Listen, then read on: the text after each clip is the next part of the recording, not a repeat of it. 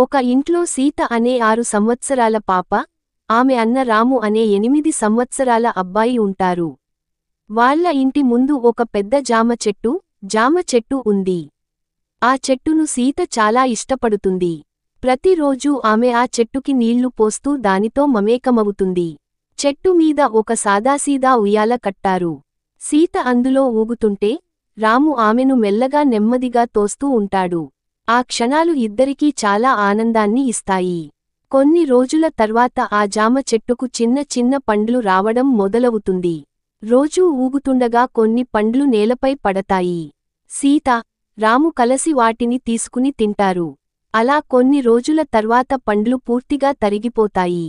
ఒక రోజు రాముకి మళ్లీ జామపండు తినాలనిపిస్తుంది. అతను, ఇంకా పైభాగంలో ఏదైనా పండు మిగిలి ఉండవచ్చు అన్న ఆశతో ఒక స్టిక్ తీసుకుని చెట్టు దగ్గరకు వెళ్తాడు. సీత అతనిని అడ్డుకుంటూ, వద్దు అన్నా, చెట్టుకు నష్టం వస్తుంది అని వేడుకుంటుంది. కాని రాము వినడు. అతను చెట్టు కొమ్మను కొడతాడు. కాని ఏ పండు కనిపించదు. సీత బాధతో ఏడుస్తుంది. అప్పుడే రాము తను చేసిన పొరపాటును గ్రహిస్తాడు. తర్వాత రాము ఒక చిన్న జామ మొక్కను తీసుకుని సీతకి ఇస్తాడు. ఆ మొక్కను చూసి సీత ముఖంలో మళ్లీ ఆనందం కమ్ముకుంటుంది. ఇద్దరూ కలిసి ఆ మొక్కకి నీళ్లు పోస్తూ, పాత జ్ఞాపకాలను గుర్తుచేసుకుంటారు. ఇలా చెట్ల పట్ల ప్రేమను, సహనాన్ని నేర్పే అందమైన కథ ముగుస్తుంది.